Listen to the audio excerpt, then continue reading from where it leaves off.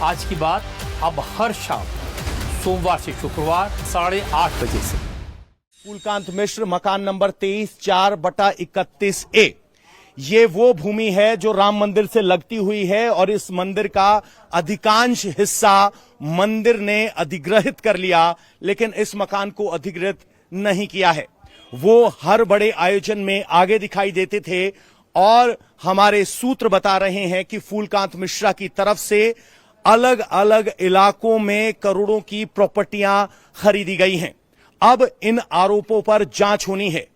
जिस तरीके से टिन्नू यादव का नाम आया, उसका दूसरा पहलू अगर कहा जाए तो फूलकांत मिश्रा है, जो एसआईटी के सामने पेश भी हुए। और अगर आप देखेंगे अंदर तो हाल फिलहाल में अक्टूबर 2024 में एक इनोवा क्रिस्टा नई गाड़ी खरीदी गई।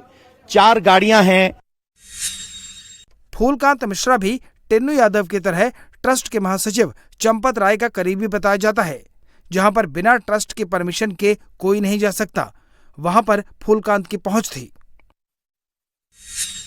फूलकांत मिश्रा राम मंदिर आंदोलन के दौरान यहां चंपत राय से जुड़े थे। जो भी पैरवी के कागजात लाने ले जाने होते थे उस भूमिका में थे और उसी एवज में उन्हें कुछ मानदेय मिलता था। देखकर अंदाजा लगाइए कि जहां पूरे मंदिर प्रांगण को ट्रस्ट ने 23 करोड़ में हासिल कर लिया, उसमें इस मकान को छोड़ दिया गया है। 4 गाड़ियां हैं जो मंदिर ट्रस्ट में चलती हैं और आय का स्रोत एक रत्न की दुकान और सेवक के तौर पर मिलने वाले 27,000। बताया जा रहा है कि फूलकांत मिश्रा के भाई साकेत मिश्रा रेलवे स्टेशन के पास साकेत रत्न के नाम से दुकान चलाते हैं। परिवार का दावा है कि दुकान से हर साल करोड़ों का टर्नओवर करते हैं। फूलकांत के भाई साकेत ने दावा किया कि फूलकांत राम मंदिर के अंदर नहीं जाता है, जबकि फूलकांत की मंदिर के अंदर की फोटो मौजूद है। फूलकांत के भाई ने कहा कि उनकी गाड़ियों का राम मंदिर से कोई संबंध नहीं है, लेकिन फूलकांत के भतीजे का दावा है कि उनकी गाड़ियां राम मंदिर से चलती हैं। फूलकांत के परिवार का दावा है कि राम मंदिर मैनेजमेंट में फूलकांत का कोई दखल नहीं है, जबकि जो खुलासा हुआ है उसके मुताबिक फूलकांत दान दक्षिणा मैनेजमेंट में शामिल है। राम जन्मभूमि ट्रस्ट का मुकदमा जो चलता है उसका केवल पैरवी करने जाता है कचहरी, हाई कोर्ट या सिविल कोर्ट। बाकी मंदिर के अंदर उसकी कोई जिम्मेदारी नहीं है, वो जाता भी नहीं है मंदिर के अंदर।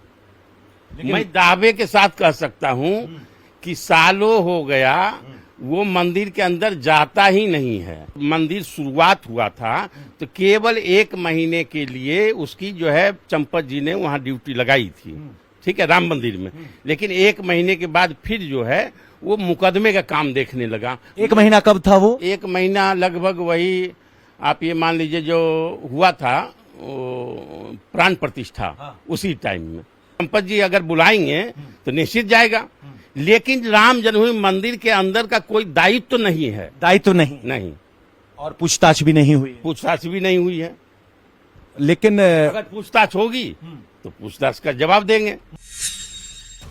फूलकांत मिश्रा और टिन्नू यादव के अलावा एसआईटी के रेडार पर मंदिर का एक और कर्मचारी सोमेश आनंद भी है।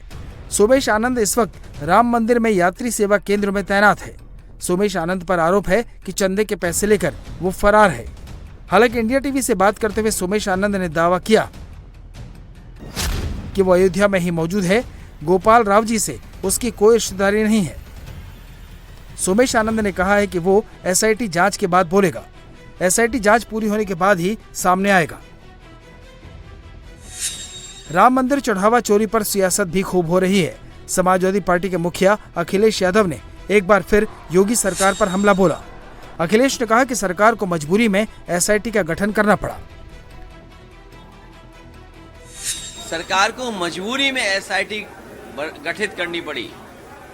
सवाल यह कि एसआईटी की एसआईटी कौन करेगा? और सीसीटीवी के फुटेज गायब होना। सीसीटीवी के फुटेज गायब होने का मतलब है कि सीसी की सही जानकारी नहीं मिलेगी। सीसीटीवी के फुटेज न होने से सीसी की सही जानकारी नहीं मिलेगी। सीसी का मतलब हुआ चढ़ावा चोरी, चंदा चोरी और जो लोग गुप्त दान दे गए, हमारा धर्म और हमारे बहुत सारे प्रतिष्ठित लोग होते हैं जो गुप्त दान देते हैं, वो कभी जानकारी नहीं होने देना चाहते किसी को कि उन्होंने क्या दान दिया है, वो सब गायब निकला है। इतना बड़ा जो घोटाला बोले या उसको कोई और रूप देखें, कितना दुखद घटना है कि करोड़ों करोड़ों लोगों की आस्था को ठेस पहुंचा है। अखिलेश यादव भले ही राम मंदिर चढ़ावा चोरी में योगी सरकार को घसीटने की कोशिश कर रहे हों, लेकिन मुख्यमंत्री योगी आदित्यनाथ पहले ही साफ कर चुके हैं कि चढ़ावा चोरी का पूरा खुलासा होगा और दूध का दूध, पानी का पानी होगा।